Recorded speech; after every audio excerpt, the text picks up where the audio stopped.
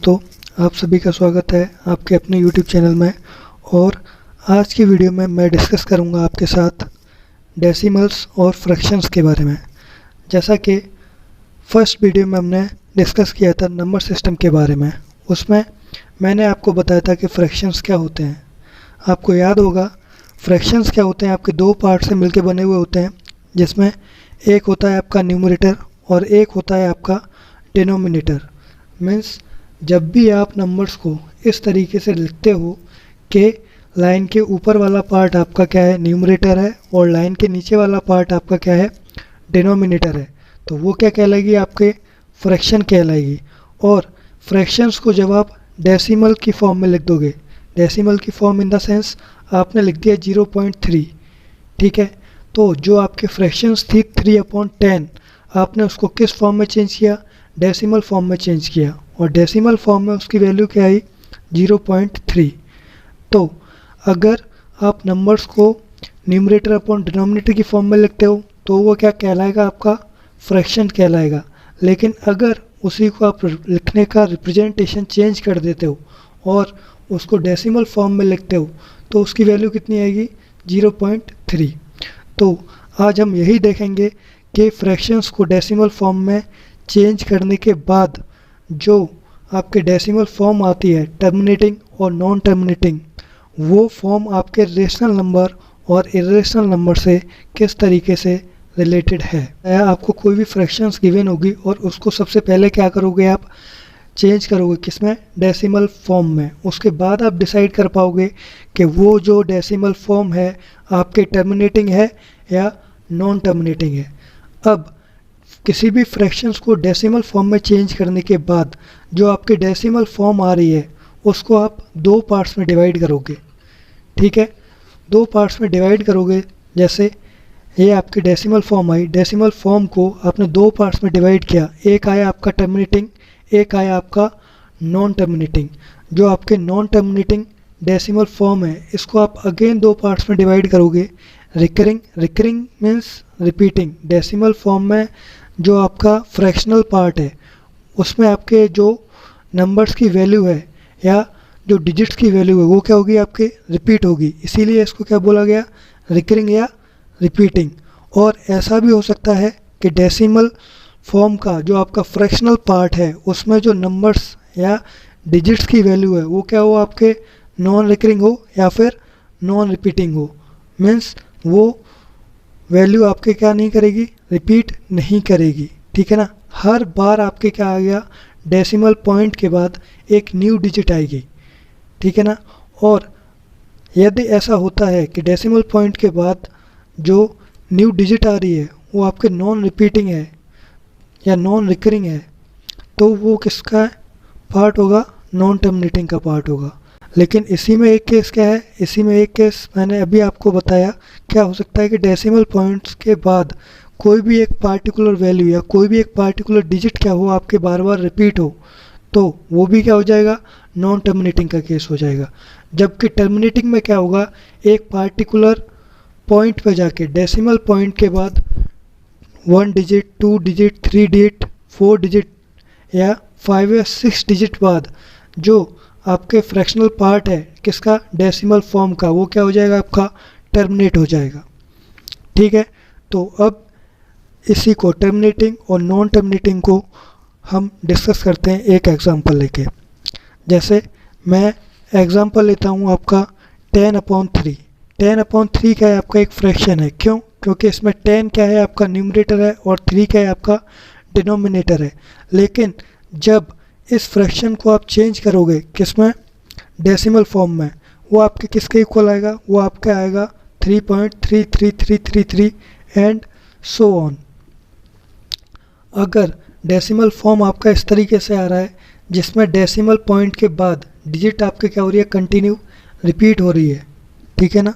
और जो डिजिट आपके रिपीट हो रही है वो आपकी कौन सी डिजिट है, 3, ठीक है। डेसिमल पॉइंट के बाद आप देख रहे हो कि 3 आपका बार बार रिपीट हो रहा है और ये कंटिन्यू है, ठीक है ना। इसका मतलब ये जो डेसिमल फॉर्म है आपके टर्मिनेट नहीं हो रही है, ये जो डेसिमल फॉर्म है आपके टर्मिनेट नहीं हो रही है, इसलिए ये क्या हो जाएगी, आपके नॉन टर्मिनेटिंग, ठीक है ना। ये कौन सी फॉर्म हो गई आपके, नॉन टर्मिनेटिंग फॉर्म हो गई, क्योंकि डेसिमल पॉइंट के बाद कंटिन्यू आपका 3 क्या हो रहा है, रिपीट हो रहा है। अब अगर मैं दूसरी फ्रैक्शन लूँ, जैसे 3/10, यहाँ आपका न्यूमरेटर कितना है 3 और डिनोमिनेटर आपका क्या है 10, इसको जब आप डेसिमल फॉर्म में चेंज करोगे तो वो आपका क्या आएगा 0.3, ठीक है ना। इसमें आप देख रहे हो कि डेसिमल पॉइंट के बाद जो आपके 1 डिजिट आई है वो क्या है 3, उसके बाद ये जो है क्या हो गया आपका टर्मिनेट हो गया है, मतलब डेसिमल पॉइंट के बाद एक सिंगल डिजिट आई 3, उसके बाद कोई भी न्यू डिजिट नहीं आ रही है, ठीक है ना। इसका मतलब ये क्या हो गया, यहाँ टर्मिनेट हो गया, ठीक है। तो डेसिमल फॉर्म मैंने आपको दो तरह की बताई, एक नॉन टर्मिनेटिंग और एक टर्मिनेटिंग। टर्मिनेटिंग डेसिमल फॉर्म कौन सी हो गई आपके 0.3, जबकि नॉन टर्मिनेटिंग आपके डेसिमल फॉर्म कौन सी हो गई 3.3333 एंड सो ऑन, ठीक है ना। अब हम देखते हैं कि डेसिमल फॉर्म जो है वो आपके दो पार्ट से मिलके बनी हुई है। डेसिमल पॉइंट जो होता है, जैसे ये आपका डेसिमल पॉइंट है, इसके आगे वाला जो पार्ट है, इसके आगे वाला जो पार्ट है वो कौन सा पार्ट है आपका, इंटीग्रल पार्ट है, ठीक है ना। और डेसिमल पॉइंट के बाद जो पार्ट है वो क्या है आपका, फ्रैक्शनल पार्ट है, ठीक है। तो जैसा कि एग्जांपल में मैंने आपको बताया है, टर्मिनेटिंग और नॉन टर्मिनेटिंग डिसाइड करने के लिए हमें क्या देखना है, हमें डेसिमल फॉर्म का फ्रैक्शनल पार्ट देखना है, और इस फ्रैक्शनल पार्ट के बेसिस पर ही हम डिसाइड कर पाएंगे कि डेसिमल फॉर्म आपके टर्मिनेटिंग है या नॉन टर्मिनेटिंग है। एग्जाम्पल के लिए अगर मैं लिखता हूँ 3.4316, इसमें अगर आप देखोगे इंटीग्रल पार्ट, तो इंटीग्रल पार्ट मैंने आपको बताया था कि डेसिमल पॉइंट से पहले का जो पार्ट होगा वो क्या होगा आपका, इंटीग्रल पार्ट होगा। तो इस एग्जाम्पल में डेसिमल पॉइंट से पहले का जो पार्ट है वो क्या है आपका 3, तो इसका इंटीग्रल पार्ट क्या हो गया आपका 3, और डेसिमल पॉइंट के बाद का जो पार्ट है वो क्या कहलाएगा आपका, फ्रैक्शनल पार्ट कहलाएगा, और इसमें आपका फ्रैक्शनल पार्ट क्या हो गया 4316। किसी भी डेसिमल फॉर्म का टर्मिनेटिंग या नॉन टर्मिनेटिंग बताने के लिए हमें क्या देखना है, हमें देखना है फ्रैक्शनल पार्ट। अगर फ्रैक्शनल पार्ट में कोई वैल्यू बार बार रिपीट हो रही है तो वो क्या हो जाएगा आपका, नॉन टर्मिनेटिंग हो जाएगा। अगर कोई डिजिट आपके रिपीट नहीं हो रही वो क्या हो जाएगा आपका, टर्मिनेटिंग हो जाएगा, ठीक है ना। तो फ्रैक्शनल पार्ट का डेसिमल फॉर्म जो है उसमें अगर आपका टर्मिनेटिंग आ रहा है, टर्मिनेटिंग मीन्स अगर आपके इस तरीके से आ रहा है 3/10 जो फ्रैक्शन थी उसको जब आपने डेसिमल फॉर्म में चेंज किया तो आपका क्या आया 0.3, तो ये क्या आ गया आपका, टर्मिनेटिंग आ गया, ये क्या आ गया आपका, टर्मिनेटिंग आ गया। वो डेसिमल पॉइंट के बाद जो फ्रैक्शनल पार्ट है उसमें सिर्फ एक सिंगल डिजिट आई है, वो क्या है आपके 3, इसलिए ये क्या हो जाएगा आपका, रेशनल नंबर हो जाएगा, ठीक है ना। ठीक इसी तरीके से अगर आपका कोई भी ऐसा फ्रैक्शन है जिसके डेसिमल पॉइंट में फ्रैक्शनल पार्ट में कोई पार्टिकुलर वैल्यू आपके रिपीट हो रही है, ठीक है, तो वो क्या होगा आपका, नॉन टर्मिनेटिंग होगा। क्यों, क्योंकि फ्रैक्शनल पार्ट में एक डिजिट आपके बार बार रिपीट हो रही है, इसलिए वो क्या वो कहलाएगा आपका, नॉन टर्मिनेटिंग कहलाएगा।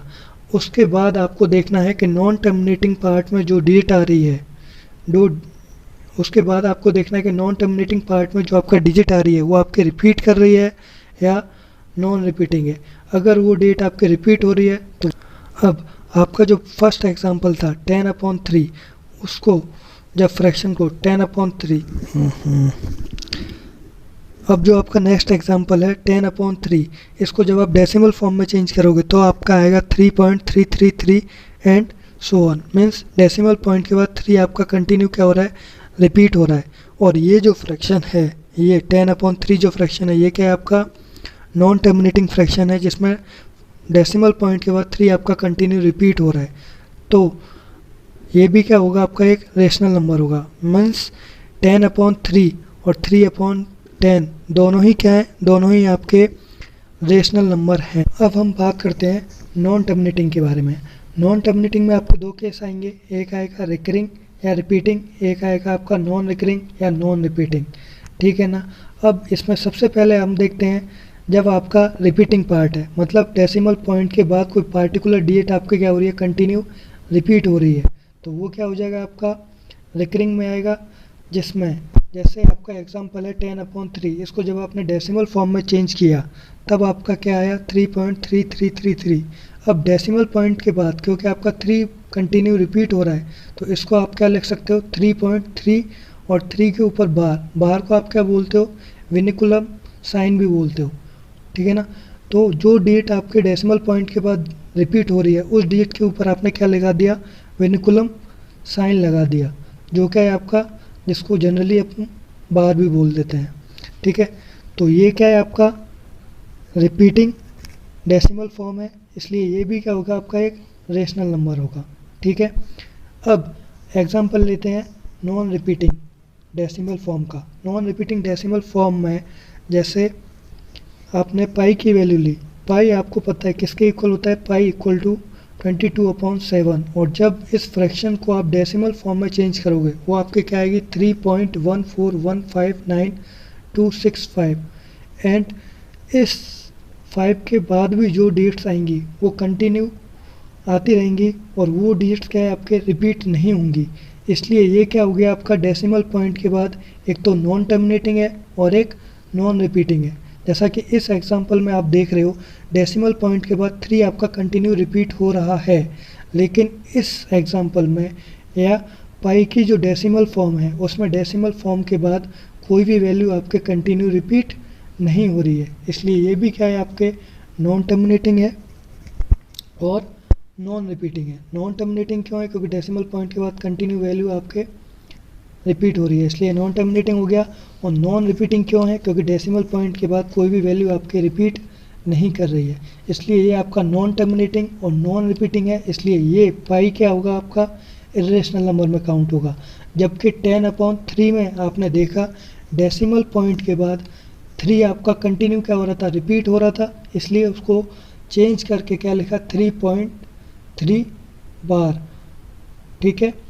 इसमें ये जो है यहाँ क्या केस आ रहा है, जैसे आपने डेसिमल फॉर्म देखा, ये जो डेसिमल फॉर्म आ रही है 3.333, ये क्या है आपके नॉन टर्मिनेटिंग है, लेकिन नॉन टर्मिनेटिंग होने के साथ साथ ये क्या है रिपीटिंग भी है। और जब भी आपके decimal form non terminating repeating आएगी उस केस में वो फ्रैक्शन क्या कहलाएगी आपके रेशनल नंबर कहलाएगी, ठीक है। तो आपको याद रखना है डेसिमल फॉर्म अगर टर्मिनेटिंग है तो वो रेशनल नंबर होगी, और डेसिमल फॉर्म अगर नॉन टर्मिनेटिंग रिपीटिंग है तो रेशनल नंबर है, लेकिन यदि नॉन टर्मिनेटिंग और नॉन रिपीटिंग है तब वो क्या होगी आपका इरेशनल नंबर होगी। Thank you.